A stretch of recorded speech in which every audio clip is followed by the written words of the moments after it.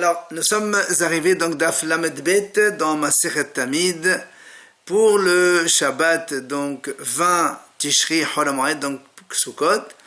Et nous sommes arrivés à la 10e ligne.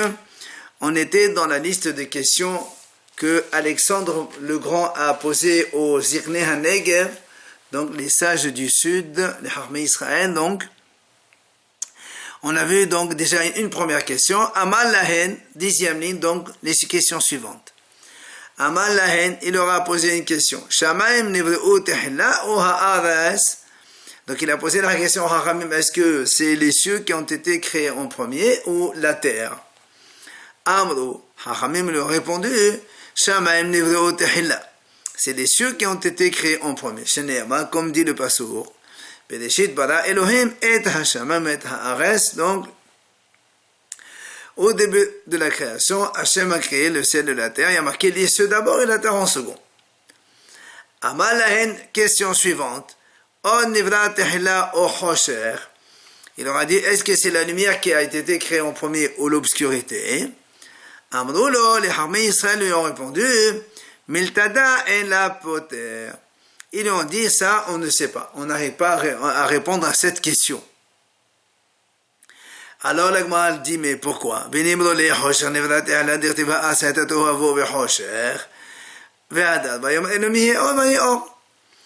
dit, pourquoi les sages ne lui ont pas répondu que, comme c'est marqué dans le passage, d'abord il y avait l'obscurité en premier, comme le passage dit, et la terre était tohu bohu, et l'obscurité planait sur le et ensuite, il y a marqué, Hachem a dit que la lumière soit et la lumière fut.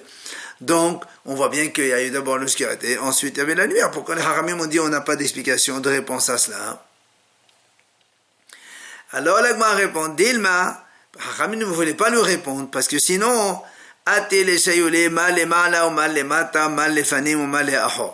sinon, il va continuer un peu donc à s'intéresser à la création, il va leur demander qu'est-ce qu'il y a au-dessus, en bas, avant, après. Donc, ils ne voulaient pas rentrer dans cette discussion-là. Ils lui ont dit, on ne sait pas répondre. Alors, le mot a dit, c'est comme ça. Alors, pourquoi dans la première question, pourquoi lui ont répondu à la première question, le ciel et la terre? Il fallait donc déjà, là-bas, lui dire qu'on ne savait pas. Alors, le mot a dit non. Mais au début, quand il a posé la question sur les cieux et la terre, ils ont dit peut-être une question au hasard. Ils ont répondu. Mais quand après ils ont vu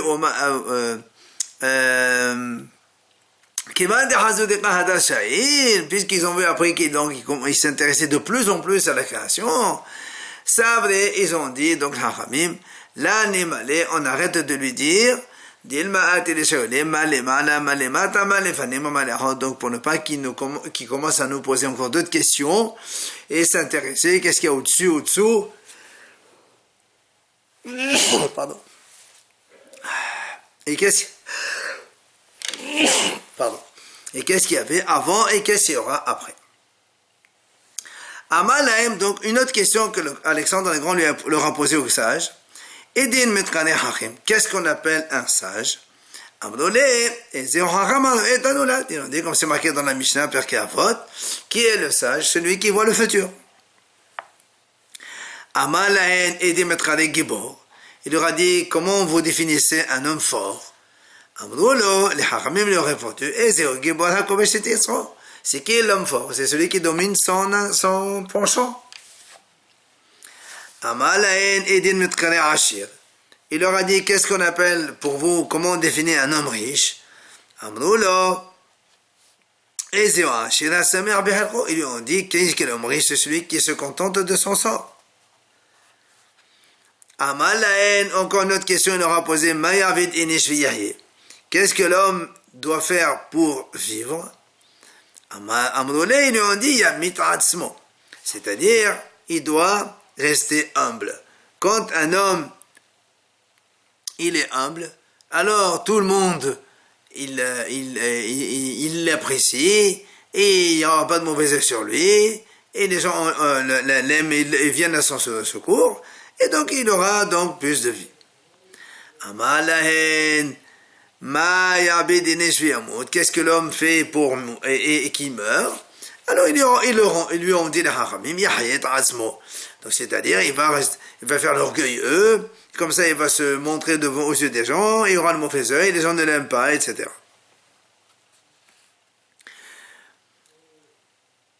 Amalaen, il leur a dit encore une autre question. Qu'est-ce qu'un homme doit faire pour qu'il soit agréable vis-à-vis des créatures? Amroulé, il leur a répondu,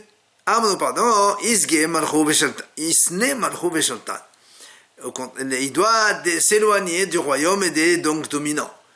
Comme ça, les gens ne croient pas qu'il a toujours affaire avec des hommes forts, et comme ça, il sera beaucoup plus donc accessible et agréable aux yeux des gens. Amaleo, il leur a dit, Alexandre le Grand, Didi tava me dire.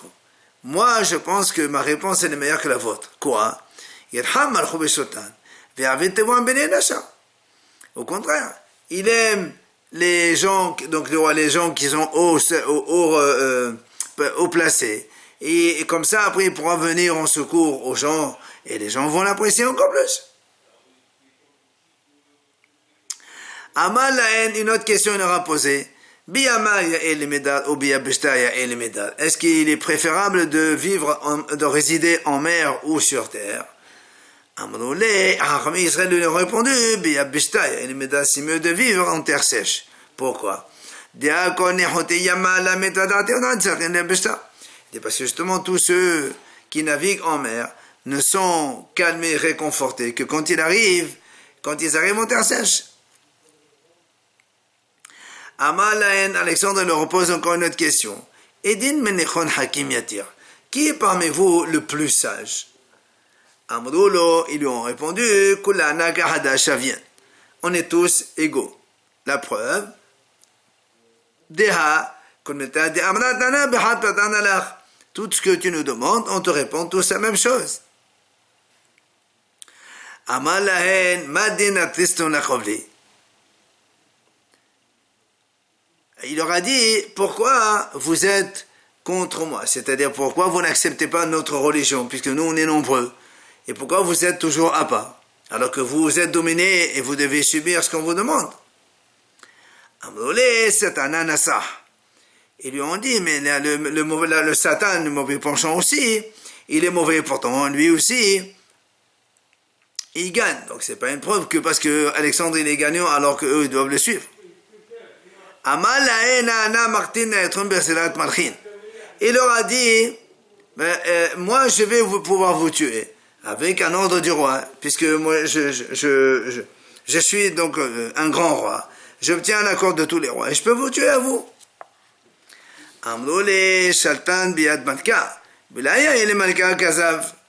Ils ont dit, c'est vrai que la domination elle est chez toi, seulement toi c'est pas beau pour un roi de mentir, puisque tu nous as promis au début de répondre à tes questions et de ne pas nous faire du mal. Maintenant, tu vas pas venir nous tuer.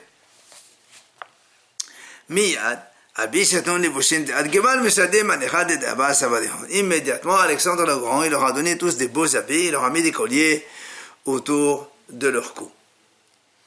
Amalaen, il leur a dit toujours, encore une fois, je voudrais aller en Afrique. Ils ont dit, les sages, tu ne pourras pas aller là-bas parce que parce que là-bas il y a des montagnes obscures et tu ne pourras pas faire ta route dans l'obscurité. Amalahen, la saria de la zina. Il leur a dit, mais je ne vous ai pas demandé si je vais aller, moi je veux y aller. Ma question est, comment je fais pour aller là-bas, même si ce n'est pas possible d'après vous? Amroulé, ils lui ont dit, Aïti Hamre de Loubaï, Amen, va prendre donc des ânes blancs. Des ânes blancs qui viennent d'Égypte, des grands ânes qui viennent d'Égypte, qui savent, des falsés, ils savent donc marcher même dans l'obscurité. Et tu amènes des grosses cordes. Et tu vas attacher donc cette corde depuis le départ. Et comme ça, quand tu continues ta route, après tu pourras savoir revenir avec donc en te référant aux cordes que tu as commencé à mettre depuis le départ.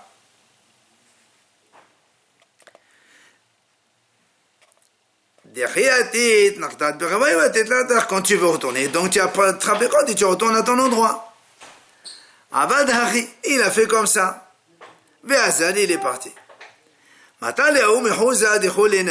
Il est arrivé dans une ville où toutes les habitantes là-bas, ce sont des femmes. Alors, ils voulaient faire la guerre contre elles. Ils lui ont dit, ces femmes-là, qu'est-ce que tu vas faire une guerre contre les femmes?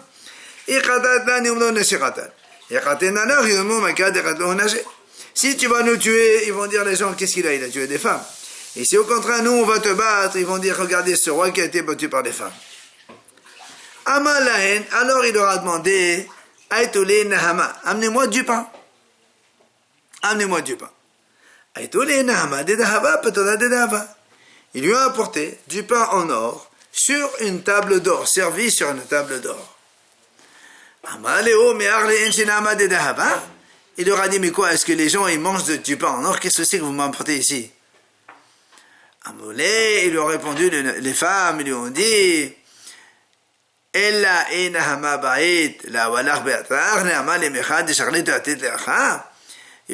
lui ont dit, mais qu'est-ce que tu crois? Si tu voulais du pain, tu n'avais pas du pain chez toi pour venir ici nous demander du pain? Tu fais un voyage aussi long pour venir chercher du pain? Quand il est sorti de cette ville-là, il a écrit sur la porte de la ville, Anna Alexandros Mogdon, je suis moi Alexandre Mogdon. Habiti Shatia, j'étais devenu bête. Jusqu'à ce que je sois arrivé à cette ville en Afrique, la ville des femmes. Et j'ai pris un conseil chez des femmes. Quand il a pris la route pour retourner chez lui, il était assis donc à côté d'une source et il mangeait, il cassait la croûte. Il avait des petits poissons salés qu'il voulait, donc comme il les conservait comme ça dans le sel, après il les lavait dans le fleuve pour les manger ensuite.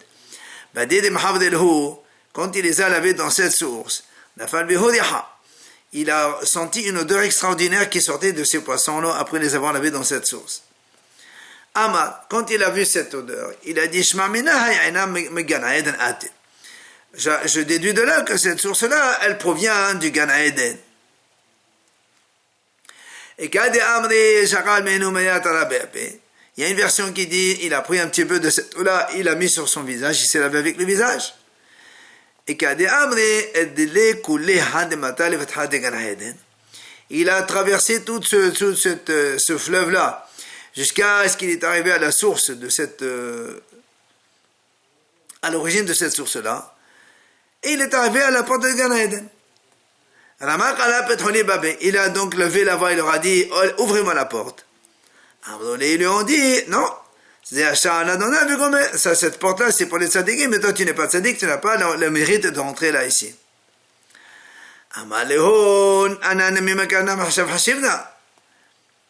Il leur a dit, mais moi aussi je suis un roi, je suis un homme important. Vous voulez m'aider? Donnez-moi au moins quelque chose. Ils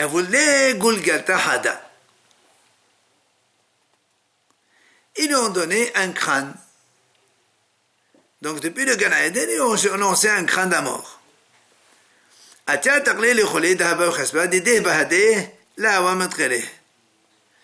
Il a amené donc ce crâne-là. Il a voulu peser dans une balance, il a mis la tête du crâne, et dans l'autre balance, il a mis tout l'or qu'il possédait, et toujours le crâne, il faisait le poids. C'est-à-dire, il n'arrivait pas à contrebalancer le poids de ce crâne. Il a dit, oh Hachamim, c'est quoi, c'est pas possible, comment ce crâne-là, il va peser tout cet or-là que j'ai mis, et on n'arrive pas à avoir l'équilibre. Hachamim, ils lui ont dit, ils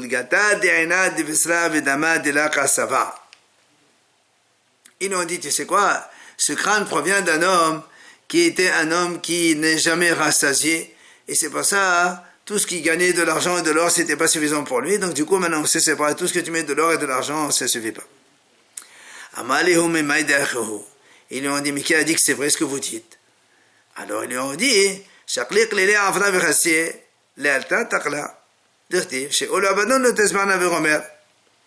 ils lui ont dit, tu prends de la terre, tu vas boucher les yeux de ce crâne-là.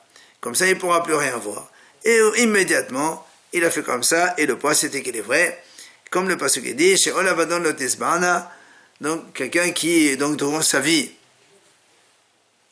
n'a jamais été rassasié, Virine Adam Lotesbana, c'est comme donc dans la vie, comme dans la tombe, c'est pareil. Tana Deve Eliyahu, dans la Yeshiva de Eliyahu, on enseigne, Gehinam le Malamen Harakiya. Le Gehinam se trouve au-dessus du ciel.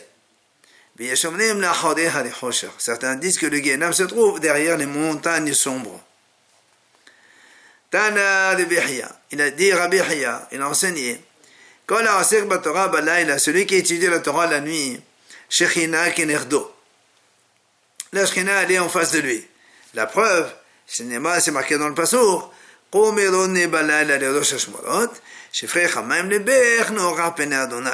donc va étudier la nuit au début donc des Hashmorot, et tu vas verser donc, comme de l'eau ton cœur, donc tu vas prier, et Nocha Pene Hashem, et tu as la Shechina à côté de toi. Amar Rabbi Elazar ben Azaria, il a dit Rabbi Elazar ben Azaria, les disciples de Torah augmentent la paix dans le monde. C'est Neymar, tous les enfants qui étudient la Torah, donc ils vont multiplier le shalom, la paix dans le monde. Donc on a fini cette mission et ce pérec, on passe au pérec 5e pérec suivant. Maintenant on revient, donc on avait terminé avec le sacrifice, que tous les Kohanim, ils ont amené les membres de l'agneau déjà donc coupés sur la pente du Mezbeach. Après ils vont aller là-bas à l'Ishkat Agazit où ils vont le schéma. Alors justement maintenant la suite du service, Amal Lahem Hamemune, le préposé du Beit Hamikdash, il leur dit, Badechu belacha ahad, vihim belchu. Il leur a dit, faites une bénédiction. C'est la bénédiction avant Shema, Bachat, Ahavat, Olam. Et après, ils lisent le Shema. Après, il leur disait, lisez les 10 commandements. Il faut savoir que, donc, avant, on lisait les 10 commandements, mais après, à cause des minimes, c'est-à-dire qu'ils vont dire, tiens, pour si on lit les 10 commandements, ça veut dire qu'il n'y a que ça qui est important. On a annulé cette habitude et on ne fait plus les 10 commandements dans la tefila. Donc il leur a dit, lisez les 10 commandements. Shema, Be'em Shema, Vayomer. Donc lisez le Shema, donc le Shema, les 3 parachutes de Shema. Ba'dechotam shalosh brachot. Faites la bracha avec le peuple, 3 bénédictions. C'est quoi? C'est Emet V'Atziv, Va'avoda B'Kat Kohanim. Donc la bracha de Gali Israël. Après la Avoda de Retzé. Et après B'Kat Kohanim. Donc, c'est-à-dire donc les psukim de Birkat Kohanim. Au Shabbat, et le Shabbat, comme il y a le changement de garde donc du groupe des Kohanim, il rajoute une bracha supplémentaire pour le groupe sortant, donc qui a travaillé la semaine passée, et donc ils disent celui qui a résidé son nom dans cette maison, il fera résider la paix entre vous et l'amour, etc. Bet Mishnah Bet Amal Lahem. Après tout cela, il leur dit Hadashim lektoret bo ovehafisu. Alors nous savons que on a fait déjà un premier tirage au sort pour le Tromatadeshen. On a fait un deuxième tirage au sort pour donc les différents rôles du Korban du matin. Et tout le monde participe à ce donc tirage au sort. Maintenant on arrive à la Ktoret, celui qui va faire les encens. Et alors le Kohen et le préposé leur dit Hadashim lektoret, c'est-à-dire celui qui n'a jamais fait lektoret, il vient participer au tirage au sort. Celui qui l'a fait une fois déjà, il ne recommence pas une deuxième fois. Pourquoi? Hachamim disent parce que lektoret, c'est ma'asheret, elle enrichit celui qui l'a fait. Donc si quelqu'un il a déjà fait une fois, il a eu donc le mérite, il laisse ça pour d'autres. Donc c'est pour ça qu'il leur dit Hadashim lektoret bo ve'afisu. Zacha, Mish Zacha, donc les nouveaux qui n'ont jamais donc fait lektoret, ils font un tirage au sort, il y en a un Kohen qui va donc être tiré.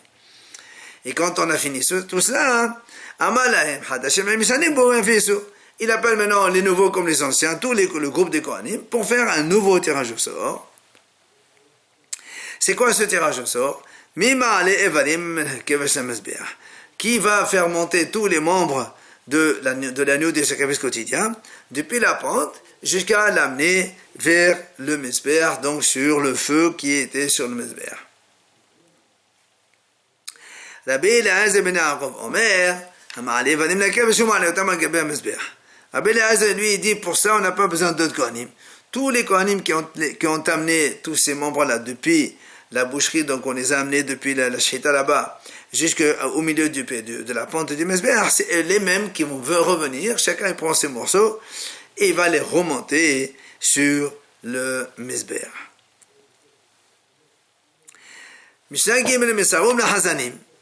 Maintenant, étant donné qu'il y a certains Kohanim qui ont été tirés au sort pour donc servir, ceux qui n'ont pas été tirés au sort, qu'est-ce qu'ils font? Mesarum la Hazanim, ils vont donner leurs habits aux responsables. Parce que ça sert à rien, on ne peut pas garder les habits de Kohen de service quand on ne sert pas. Alors ils confient leurs habits aux Kohanim. Mafshité notamment Berdem, qui donc enlevait les vêtements, c'est-à-dire la ceinture, la tunique et le chapeau, enfin le bonnet autour de la tête. Ils gardent que le pantalon. Mais là-bas, il y avait des fenêtres dans la lishkat agazite là-bas. Et on mettait là-bas donc les différents habits de chacun. Et sur chaque fenêtre, il y avait là-bas, par exemple, ça c'est les pantalons, ça c'est les tuniques, ça c'est les ceintures, etc., etc. Et ensuite, on continue le service avec les ktoret.